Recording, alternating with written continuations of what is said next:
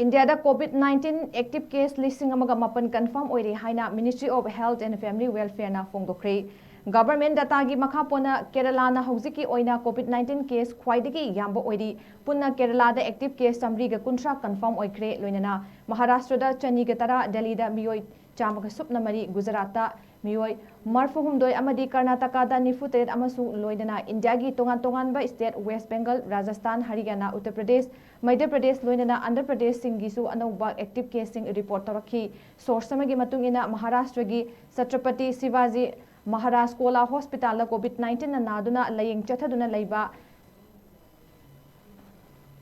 Mumbrada-gi chahi kunmathogi Meeoi Amana Leikhidre haina phongdorakli. Official singna makha tana phongdorakpada haukiba matam khara sida Singapore, Hong Kong amasung atopa laibak singda COVID-19 gi case hengalakpagi matangda pau kaya lakli.